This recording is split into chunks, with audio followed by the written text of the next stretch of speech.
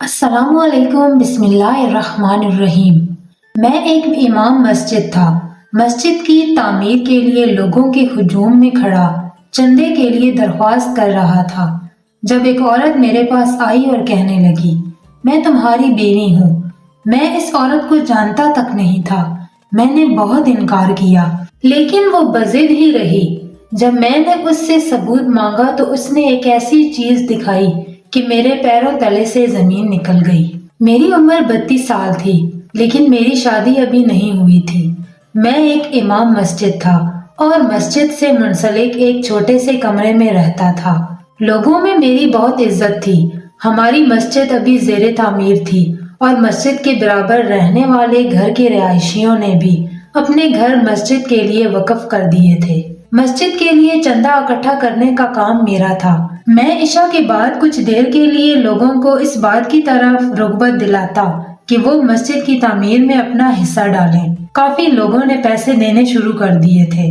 بہت سے لوگ جب لاکھوں روپے دینے آتے تو لکھت پڑھت ضرور کراتے مجھ سے کہ ان کا پیسہ مسجد کے علاوہ کہیں اور نہ لگ سکے، کیونکہ وہ سب پیسے میرے پاس ہی موجود ہوتے تھے۔ مغرب کے بعد میں کچھ دیر باغ میں چہل قدمی کرنے کے لیے ضروری جاتا، باقی میرا پورا دن مسجد کے کاموں میں ہی گزر جاتا۔ عشاء کے بعد ہی اپنے کمرے میں جاتا تھا۔ اب بھی مغرب پڑھ کر جب میں گھر سے نکلا تو بہت سے لوگ مسجد کے لیے مجھے پیسے دینے لگے۔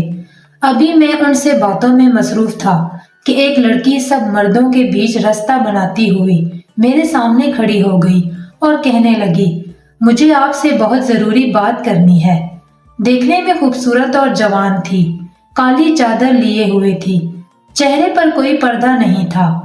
عورت کو دیکھ کر مرد پیچھے ہٹ گئے۔ مجھے لگا شاید کوئی دینی مسئلہ پوچھنے آئی ہے یا پھر کوئی وظیفہ پوچھنا ہوگا، یا ہو سکتا ہے کہ مسجد کے لیے کوئی چندہ دینا چاہتی ہو۔ میں نے کہا، جی محترمہ فرمائیے، کیا خدمت کر سکتا ہوں آپ کی؟ کہنے لگی، کیوں انجان بننے کی کوشش کر رہے ہیں؟ میں آپ کی بیوی ہوں۔ یہ سن کر تو میں ایک دم سکتے میں آ گیا کہ یہ کیا کہہ رہی ہے۔ میری تو ابھی شادی بھی نہیں ہوئی تھی اور میں اس عورت کو جانتا تک نہیں تھا، بلکہ میں نے تو اسے پہلی بار دیکھا تھا۔ اور میں نے کہا، آپ کا دماغ تو درست ہے، آپ ہوش میں تو ہیں کہ کیا کہہ رہی ہیں؟ مجھے تو اس لڑکی کی بات سن کر اپنی عزت کے لالے پڑ گئے تھے۔ وہاں موجود سب مردوں کی نظر مجھ پر تھی، میری سب عزت کرتے تھے۔ میں نے آج تک کبھی کسی عورت پر غلط نظر تک نہیں ڈالی تھی، اور وہ لڑکی کھلے عام سب کے سامنے مجھ پر الزام لگا رہی تھی۔ کہنے لگی، 4 دن سے تو آپ گھر مجھ سے ملنے نہیں آئے۔ میں پریشان ہو گئی تھی، اسی لیے مجبوراً مجھے آپ کے پاس یہاں مسجد میں آنا پڑا۔ اس کی بات پر مجھے غصہ آنے لگا تھا، کیسے بے شرموں کی طرح سے مجھ پر جھوٹے الزام لگا رہی تھی۔ سب کی شکی نظریں مجھ پر تھی۔ ان میں سے بہت سے بزرگ ایسی بھی تھے جو میری شرافت کو دیکھ کر اپنی بیٹیوں کی شادی مجھ سے کرنے کے خواہش مند تھے۔ وہ دبے چھپے لفظوں میں مجھ سے کہہ بھی چکے تھے۔ میں چاہتا تھا کہ مسجد کی تعمیر سے فارغ ہو جاؤں تو شادی کے بارے میں بھی سوچوں گا، لیکن یہ عورت مجھے بدنام کر رہی تھی۔ میں نے اس سے کہا کہ ایک عورت ہوتے ہوئے آپ کو شرم نہیں آتی کسی غیر مرد کے ساتھ اس قسم کی بات کرتے ہوئے؟ میں آپ کو جانتا تک نہیں ہوں، کبھی آپ کو دیکھا تک نہیں، اور آپ ہیں کہ بنا لحاظ مجھے بدنام کرنے کی کوشش کر رہی ہیں۔ میں دن رات مسجد میں رہتا ہوں، سب لوگ جانتے ہیں کہ میں کہیں نہیں جاتا۔ میری بات سن کر بہت سے لوگ کہنے لگے، بی بی تمہیں شرم آنی چاہیے، ایک نیک اور دیندار شخص پر ایسا گھٹیا الزام لگاتے ہوئے۔ ہم جانتے ہیں کہ مولانا صاحب ہر وقت مسجد میں ہی ہوتے ہیں۔ جی نہیں، آپ کی اطلاع کے لیے عرض ہے کہ یہ روز مغرب کے بعد عشاء تک مسجد میں نہیں ہوتے، اس وقت یہ میرے ساتھ ہوتے ہیں۔ یہ سن کر میں دھنک رہ گیا کہ وہ میری روز کی روٹین سے بھی واقف تھی اور کیسے فراٹے سے جھوٹ بول رہی تھی، مجھ پر الزام لگا رہی تھی۔ میں نے کہا، میں باغ میں چہل قدمی کے لیے جاتا ہوں۔ وہ لڑکی مجھے دیکھ کر کہنے لگی، مولانا صاحب آپ نے مجھ سے نکاح کیا ہے، کوئی گناہ نہیں جو یوں سب سے چھپاتے پھر رہے ہیں۔ اس لڑکی کی بات پر تو میں اب آپے سے باہر ہونے لگا تھا۔ ایک کے بعد ایک جھوٹ وہ مسلسل بولے جا رہی تھی۔ دیکھو محترمہ، میں تمہارا بہت لحاظ کر رہا ہوں، اسی لیے عورت ہونے کا ناجائز فائدہ مت اٹھاؤ اور نکلو یہاں سے۔ میں تمہیں نہیں جانتا، मुझे क्या जरूरत पड़ी है कि मैं तुमसे खुफिया निकाह करता फिरूं। मुझे गुस्सा आने लगा था। बेशक मैं बहुत जबत का मुजाहरा कर रहा था, लेकिन आखिर कब तक करता। बहुत से लोग जानते थे कि मैं मगरिब से इशा तक मस्जिद में नहीं होता। काफी लोग ये बात नहीं जानते थे कि मैं बाग में चहलकदमी के लिए जाता हूँ, और ना ही मैं हर एक को बताकर जाता था। लोगों की मशकूक नजरें मुझ पर उठने लगी थी, और एक इज्जतदार मर्द के लिए ऐसी नजरें ही बहुत ज्यादा अजियत देती हैं। मैं वहां से वापस मस्जिद की तरफ जाने लगा, लेकिन वो औरत मेरे सामने आ खड़ी हुई, रोने लगी। कहने लगी, सरताज, मुझसे ऐसी क्या कोताही हो गई है जो आप मुझसे ऐसी बेगानगी वाला सलूक कर रहे हैं। मैंने तो आज तक आपकी कोई बात नहीं टाली। न जाने क्यों वो मेरी शराफत का कड़ा इम्तिहान ले रही थी। मैंने आप जनाब को बलाए ताक रखकर गुस्से से उंगली उठाकर उसे तनबीह करते हुए कहा, मैं तुम्हारा कुछ नहीं लगता। अब अगर तुमने मुझ पर कोई भी इल्जाम लगाया तो मैं तुम्हें पुलिस के हवाले कर दूंगा। मेरी आंखें उस वक्त कहर बरसा रही थी। वो अपने चेहरे पर बेचारगी और मस्कनत डाले खुद को सच्चा साबित करने की कोशिश कर रही थी। कहने लगी, मेरे पास सारे सबूत हैं कि आप ही मेरे शौहर हैं। उसने अपने कंधे पर लटकते परस को खोला और कुछ कागजात मेरे सामने किए। बहुत से लोग मेरे पास आकर वो पेपर्स देखने लगे। वो देखकर मेरे पांव तले से जमीन निकल गई थी। वो निकाहनामा था, जहां मेरा शनाख्ती कार्ड नंबर भी ठीक लिखा था और उसकी कॉपी भी साथ अटैच थी। और इस औरत के दस्तखत भी, मेरे दस्तखत भी वैसे ही हुए थे जैसे मैं करता था। कोई फर्क नहीं था उन दस्तखतों में। मेरा तो दिमाग घूम कर रह गया था। भला ये सब एक औरत के पास कैसे आ सकता है जिसे मैंने आज ही पहली बार देखा है, और उसने ये सब कैसे हासिल किया। मेरी अक्ल सोचने से कासिर थी। अभी ये बात ही मैं सोच नहीं पा रहा था कि जब उसने अपना मोबाइल निकालकर मुझे इसमें अपनी और मेरी तस्वीर भी दिखाई, जहां मैं सफेद शलवार कमीज में खड़ा था और वो एक सुर्ख से लिबास में थी। सब लोग बड़ी दिलचस्पी से ये सब देख रहे थे। मेरी इज्जत का जनाजा निकल गया था। मैंने वो पेपर्स और मोबाइल औरत के हाथ में रखा और कहा कि मैंने तुमसे कोई निकाह नहीं किया, तुम झूठ बोल रही हो, इसीलिए यहाँ से जाओ। मेरी बात सुनकर वो लड़की वावेला मचाने लगी। कहने लगी, अब तो मैंने सारे सबूत दे दिए हैं, अब आप सब लोग ही मुझे इंसाफ दिलाएं। ये मेरे शौहर हैं। इस चालाक और अय्यार लड़की की बात सुनकर अब तो सब ही खामोश तमाशाई बने खड़े थे। मेरा तो रंग फीका सा पड़ गया था। मेरी बरसों की कमाई इज्जत खाक में मिल गई थी, वो भी बिना किसी कसूर के। न जाने वो लड़की कौन थी और इतना बड़ा झूठ क्यों बोल रही थी। सब लोग मुझे शक भरी नजरों से देखने लगे। कहने लगे, मौलाना साहब, आपने निकाह कर ही लिया है तो अब मान भी लें। इस लड़की के पास सारे सबूत हैं। मैं यूं था कि अभी रो दूंगा। मैंने कहा, खुदा के लिए मेरा एतबार करें, मैं इस लड़की को जानता तक नहीं हूँ। मैंने इससे कोई निकाह नहीं किया। अगर मुझे शादी करनी ही होती तो मुझे छुपाने की जरूरत क्या थी।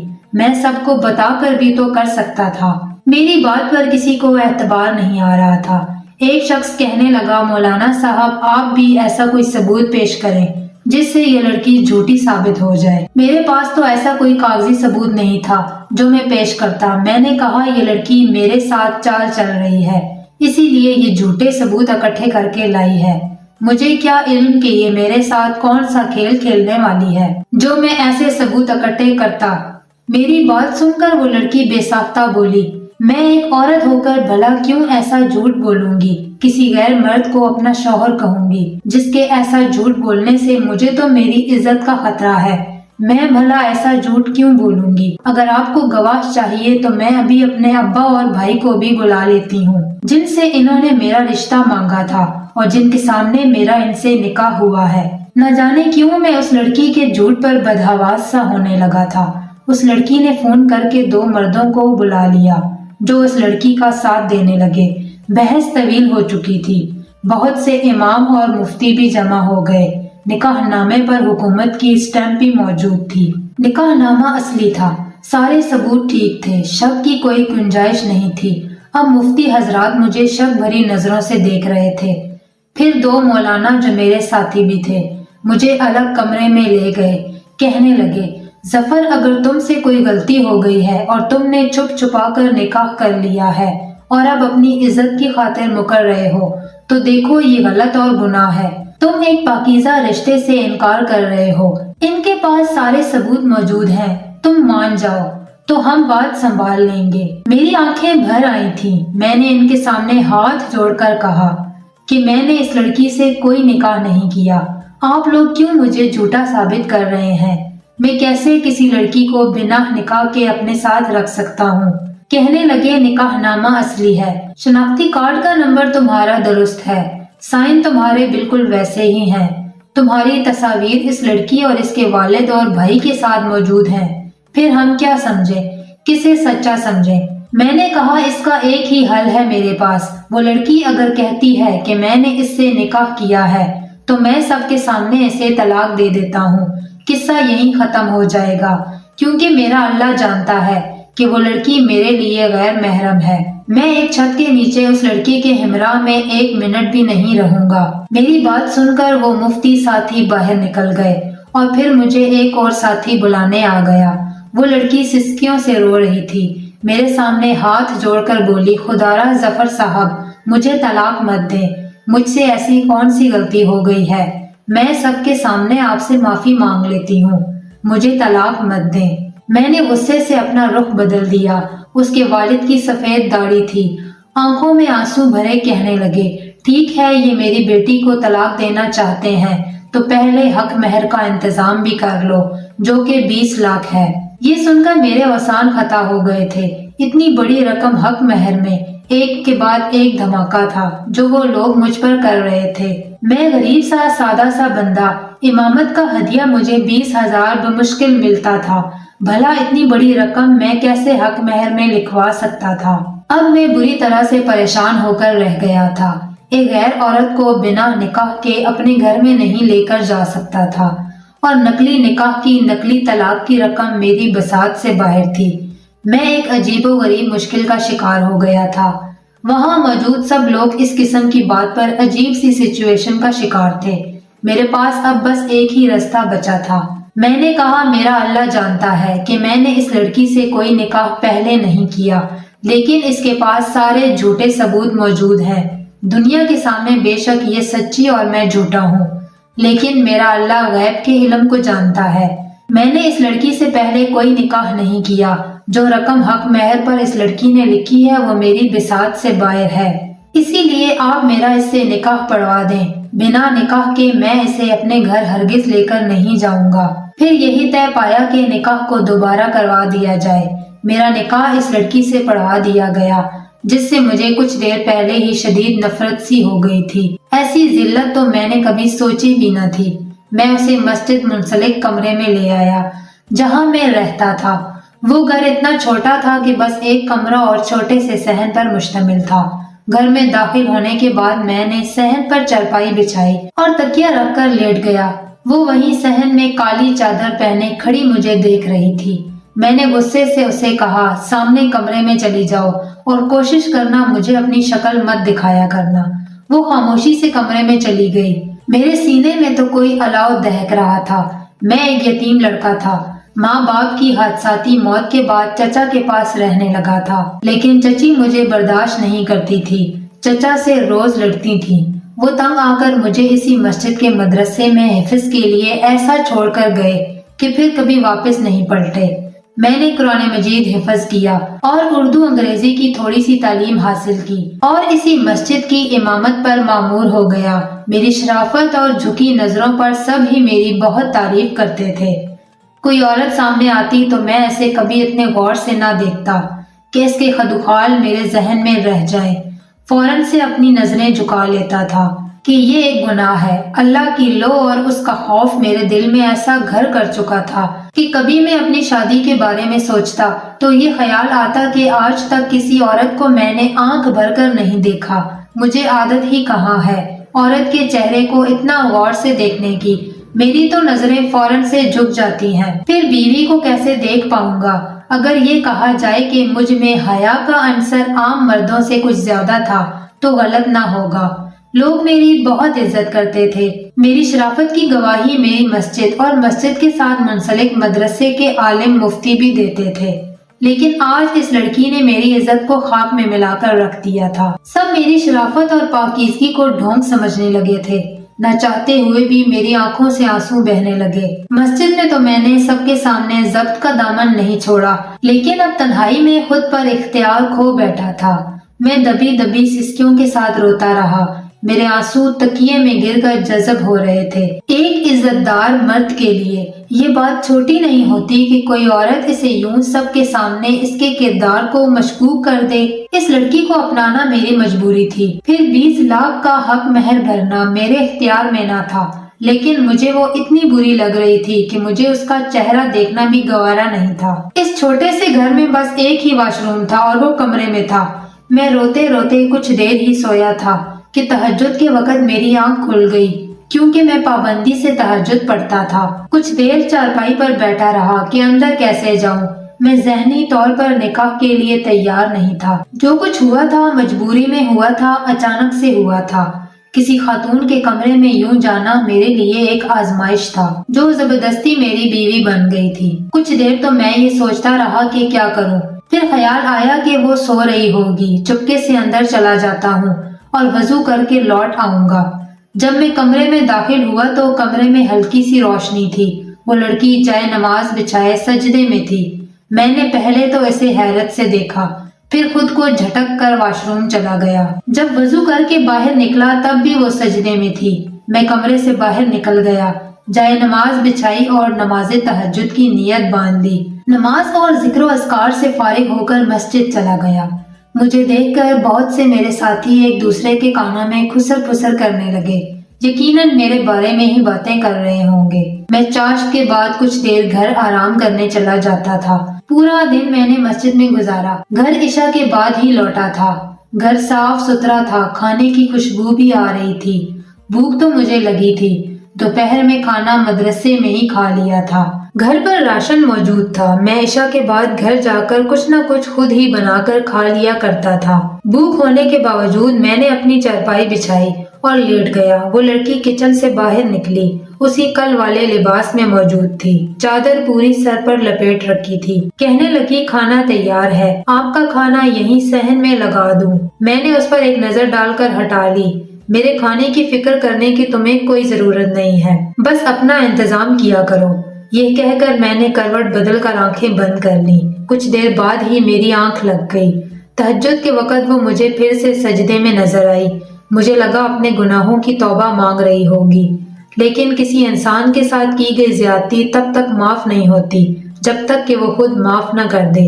میرے دل میں بار بار یہ ابال آنے لگتا کہ اس عورت سے پوچھو تو صحیح کہ اس نے میرے ساتھ ایسا کیوں کیا۔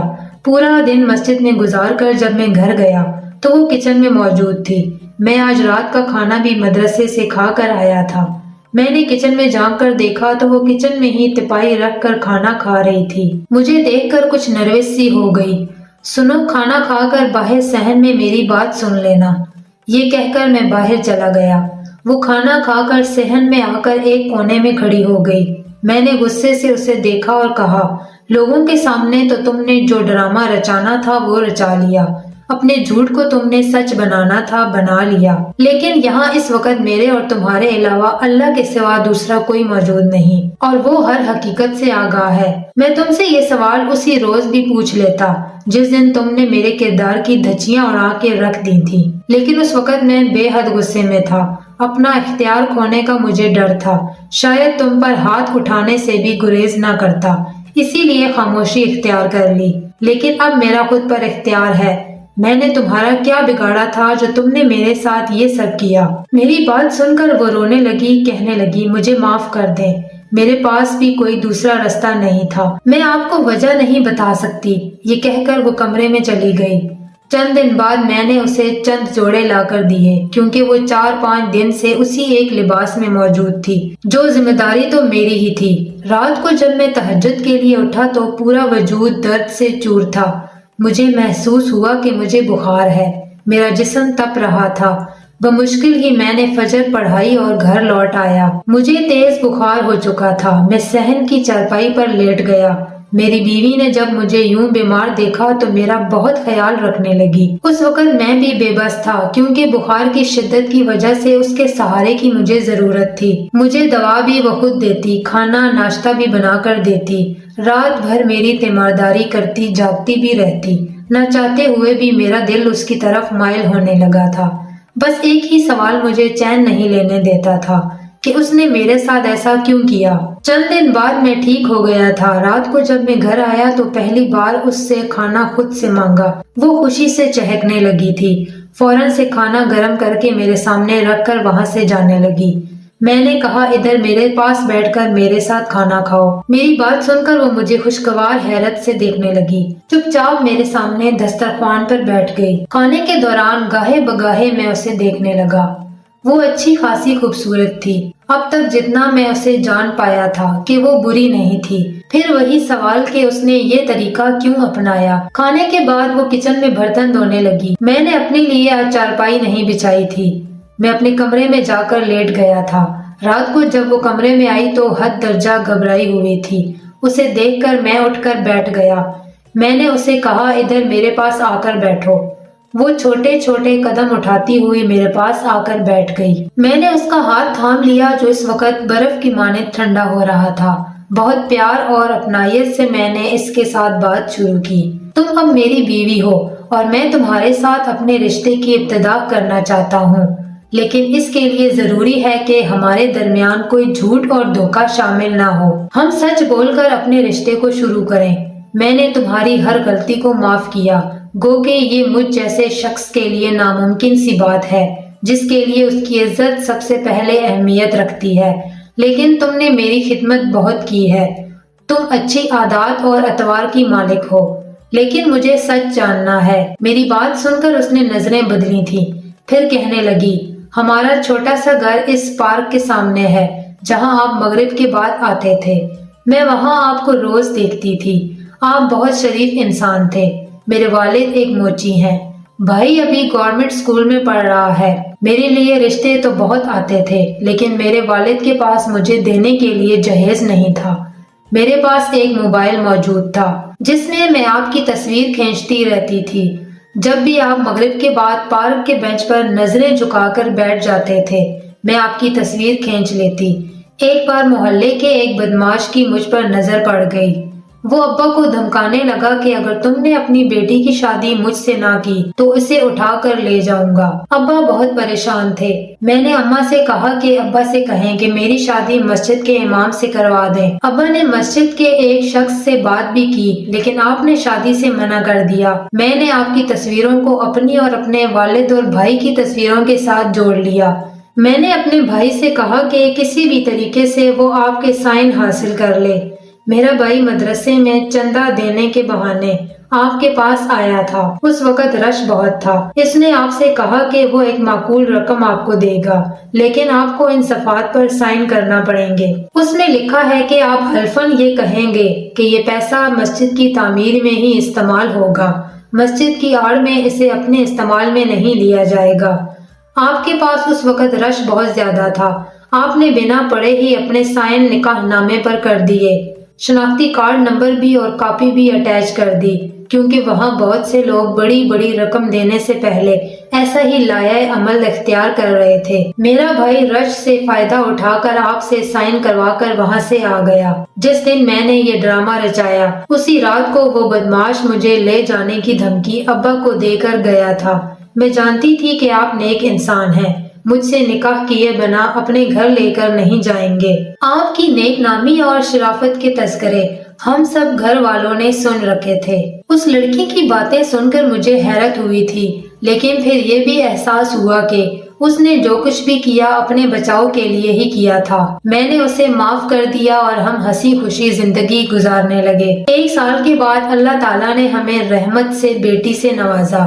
میری بیوی بہت نیک تہجد گزار ہے، میرا بہت خیال رکھتی ہے، اور ہماری زندگی اب خوشی خوشی گزر رہی ہے، اور مسجد والے بھی ہمارا ادب و احترام اسی طرح کرتے ہیں جیسے پہلے کیا کرتے تھے۔ ناظرین، مزید اسی طرح کی عجیب و غریب کہانیاں اور واقعات سننے کے لیے ہماری ویڈیو کو لائک کریں، شیئر کریں اور ہمارے چینل کو سبسکرائب کریں۔ شکریہ۔